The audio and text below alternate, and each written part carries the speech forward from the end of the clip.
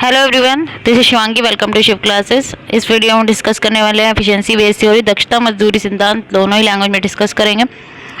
तो ये आप अपने आप से अगर आप वर्किंग है तो इस थ्योरी को रिलेट कर सकते हैं।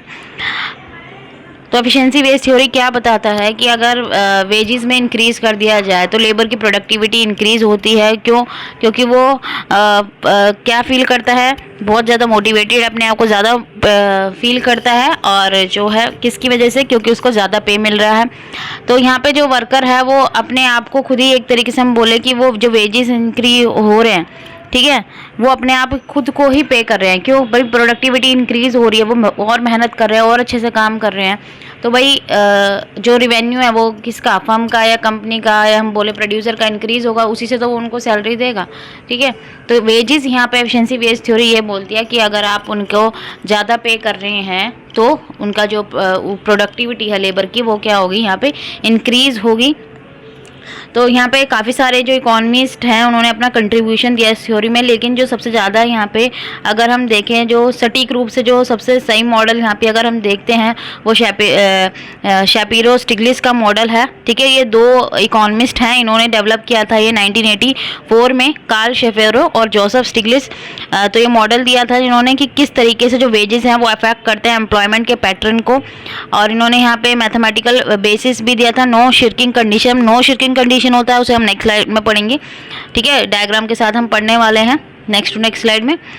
और लेबर मार्केट इक्विलिब्रियम पे, तो जब एक मार्केट में फुल एम्प्लॉयमेंट हो जाता है, फुल एम्प्लॉयमेंट मतलब कि फुल एम्प्लॉयमेंट का मतलब ये नहीं है कि बेरोजगारी नहीं है, अनएम्प्लॉयमेंट नहीं है। फुल एम्प्लॉयमेंट का मतलब ये होता है कि जो लोग काम करना चाहते हैं उन्हें सबको क्या मिल रहा है? काम मिल रहा है। ठीक है, कभी भी ये नहीं होता कि अगर फुल एम्प्लॉयमेंट कंडीशन है किसी इकॉनमी में तो वहाँ अनएम्प्लॉयमेंट नहीं है, बेरोजगारी नहीं है। कुछ लोग ऐसे होता है जो अपनी मर्जी से बेरोजगार होते हैं, या हम बोले जो डिपेंडेंट पॉपुलेशन है, ठीक है, वो क्या होगी? बेरोजगारी तो है उनके, वो थोड़ी ना कुछ काम कर रहे हैं, वो तो दूसरे लोगों पे डिपेंड है भाई अपने एक्सपेंसेस के लिए।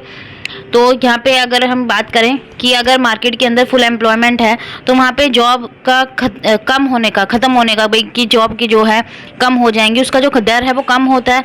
तो यहाँ पे एम्प्लॉयमर जो क्या है, एम्प्लॉयज़ के अंदर शिर्क की जो कंडीशन है वो यहाँ पे कम होती है। अगर उनको क्या होगी कि भाई क्या हो जाएगी, उनकी जॉब जो क्या है वो अपनी जॉब जो उनकी है चली जाएगी, तो उनके क्या है, दूसरी मिल जाएगी।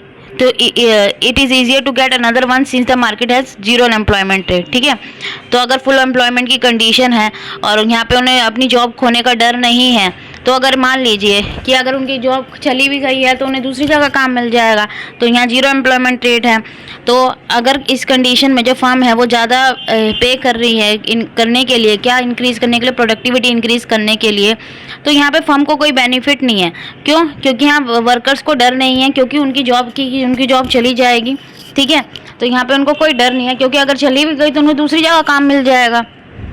तो लेकिन अगर फर्म ज़्यादा पे कर रही है तो उसे क्या करना चाहिए कि कुछ लोगों की छटनी करनी चाहिए, कुछ लोगों को हटा देना चाहिए, जिससे क्या होगा कि जो रोज़गार है वो कम हो जाएगा।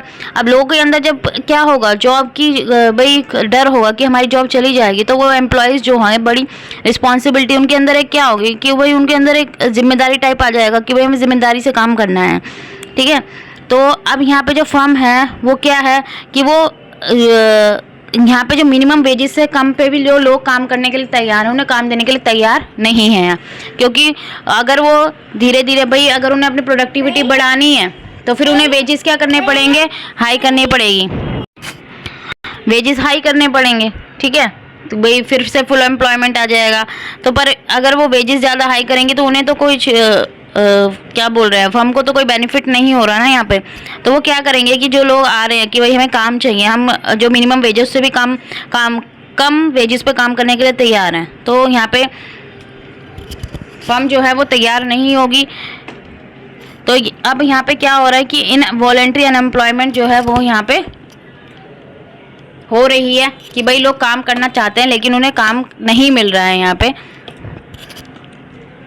तो यहाँ अगर हम मॉडल देखें तो पहले नो श्रिंकिंग कर्व को हम समझ लेते हैं, एनएससी को हम समझ लेते हैं। तो ये वो कर्व है जो क्या हमें बताता है कि एक कंपनी को कितना वेजेस जो है एक वर्कर को देना चाहिए ताकि वो प्रोडक्टिव हो, कि भाई वो अच्छे से काम करे। तो एनएससी वो शो करता है। अब आते हैं डायग्राम की तरफ। तो इसका जो एक्सप्लेनेशन है, हिंदी मीडियम वाले स्टूडेंट इसको आप हिंदी में ट्रांसलेट कर लेना, एक्सप्लेनेशन इतनी ज़्यादा मुश्किल नहीं है। तो डीएल और एसएल आपकी क्या शो कर रही है यहाँ पे, demand for labour and supply for labour. इसको आप कर सकते हैं लेबर की जो मांग है और उसकी पूर्ति, ठीक है। तो लेबर डिमांड और सप्लाई जो है डिनोट हो रहे हैं। तो जहाँ डीएल और एसएल इंटरसेक्ट कर रहा है कहाँ पे, पॉइंट ई पे, ठीक है, जो हमारा क्या शो कर रहा है, मार्केट इक्विलिब्रियम शो कर रहा है। तो यहाँ पे अगर हम देखें पॉइंट ई पे ठीक है, यहाँ पे फुल एम्प्लॉयमेंट है। तो लेबर की जो सप्लाई है, ठीक है, ये मैक्सिमम सप्लाई है। ये वर्टिकल दिख रहा है आपको सप्लाई कर्व, और डिमांड कर्व डाउनवर्ड स्लोपिंग है, क्योंकि वेजेस जैसे जैसे क्या हो रहे हैं यहाँ पे आप देख रहे हैं, वेजेस ज़्यादा हो रहे हैं तो डिमांड कम होगी। जैसे जैसे वेजेस क्या होंगे, कम होंगे, तो डिमांड लेबर की ज़्यादा होगी। तो पॉइंट ई पे मार्केट इक्विलिब्रियम है। इस वेजेस पे जो है दोनों लेबर भी, यहाँ पे लेबर की डिमांड भी हो रही है और इस वेजेस पे सप्लाई भी हो रही है इतनी। तो एट पॉइंट जहाँ पे हम देख रहे हैं मार्केट इक्विलिब्रियम है, मार्केट इक्विलिब्रियम और वेजेस अगर हम देखें, वेजेस डब्ल्यू है और जो लेबर है वो एल ही है, अमाउंट ऑफ लेबर। तो जो कर्व है एनएससी जो डिनोट कर रहा है नो श्रिंकिंग कंडीशन, यहाँ पे अब नो श्रिंकिंग कंडीशन मैंने आपको समझा दी कि क्या है, कि वो चीज़ शो करता है यहाँ पे कि एक कंपनी को कितना अपने जो लेबर हैं उनको पे करना चाहिए जिससे वो क्या हो, प्रोडक्टिव हों। तो एनएससी इंटरसेक्ट कर रहा है एफिशिएंसी वेज कहाँ पे, अगर हम देखें एनएससी कर्व एफिशिएंसी वेज को कहाँ पे, डब्ल्यू स्टार पे, इतने पे। तो यहाँ पे अगर वर्कर्स को अगर हम देंगे, इतना देंगे, तो वो शिरक नहीं करेंगे, ठीक है, वो जाएंगे नहीं। तो यहाँ पे लेकिन फुल एम्प्लॉयमेंट यहाँ अचीव नहीं हो रहा है, इस पॉइंट पे तो फुल एम्प्लॉयमेंट अचीव नहीं हो रहा है, क्योंकि भाई अगर वेजेस ज़्यादा हैं तो क्या करेगा फर्म, क्या करेगा भाई, कम लोगों को हायर करेगा, जो अगर हैं उन्हें हटा देगा, क्योंकि फर्म को फ़ायदा नहीं हो रहा है ना यहाँ पे। इस पॉइंट पे वो सब हायर करने के लिए तैयार है, क्योंकि यहाँ पे उसने वेजेस क्या कर दिए हैं भाई, ये कंडीशन वो है जहाँ पे उनको डर नहीं है, किसको, लेबर को, कि भाई मेरी जॉब चली जाए, उसको दूसरा काम मिल जाएगा, क्योंकि यहाँ वेजेस उसको हाई मिल रहे हैं, ठीक है।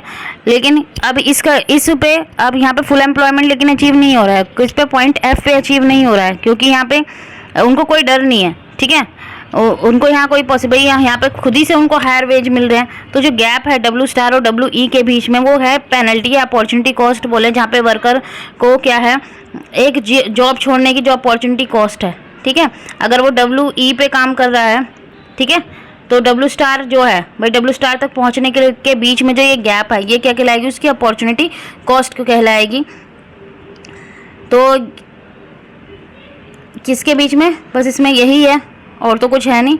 अगर हम देखें कि यहाँ पे एम्प्लॉयर जो है वो हाई पे क्यों करता है, पहली चीज़ कि एम्प्लॉय का जो टर्नओवर है उसको रिड्यूस करने के लिए। अब यहाँ पे हायर वेजेस जो है वर्कर को क्विट करने से रोकते हैं कि भाई वो अगर अच्छा काम कर रहा है, अब भाई ये अगर वो हायरिंग करेंगे, नए ट्रेनर रखेंगे, नए वर्कर को रखेंगे, ट्रेनिंग देनी पड़ेगी, तो वो ज़्यादा कॉस्टली पड़ेगा। इसलिए जो है उन्हीं के वेजेस बढ़ा दो ताकि वो अच्छा काम करें और ज़्यादा अच्छा काम करें। रेज मॉरल, ठीक है, मनोबल बढ़ाता है भाई, ज़्यादा आपको सैलरी मिलेगी, आप ज़्यादा खुश होंगे और आपके अंदर जो असंतुष्टि है वो कम होगी, ठीक है, आप अच्छे से काम करेंगे। आपके बीच में जब आपका जो मनोबल बढ़ेगा तो ये तो जाहिर सी बात है, हमारी सैलरी बढ़ती है तो हम और अच्छे से काम करते हैं। अब इंक्रीज़ होगी प्रोडक्टिविटी, जब आपको हायर वेजेस मिल रहे हैं तो आप अच्छे से काम कर रहे हो, तो आप प्रोडक्टिविटी भाई जितना आप पहले प्रोडक्शन कर रहे थे, जितने भी काम कर रहे थे उसमें और ज़्यादा प्रोडक्शन करोगे। Attract and retain skilled worker, एक तो हायर वेजेस मिल रहे हैं तो स्किल्ड वर्कर क्या होंगे, अट्रैक्ट होंगे आने के लिए, और साथ साथ जो आपके पुराने वर्कर हैं जो अच्छे हैं, ठीक है, फर्म के, वो वहीं रुके रहेंगे। ट्रस्ट और लॉयल्टी बढ़ती है कंपनी की तरफ कि भाई अगर उनको हायर पे मिल रहा है तो वो कंपनी के लिए और लॉयल होंगे और अच्छे से काम करेंगे। तो ये था हमारा एफिशिएंट वेज जो मॉडल था। आई होप आपको क्लियर हो गया होगा। अगर वीडियो अच्छी लगी हो तो like it, share it and subscribe my channel. Thank you.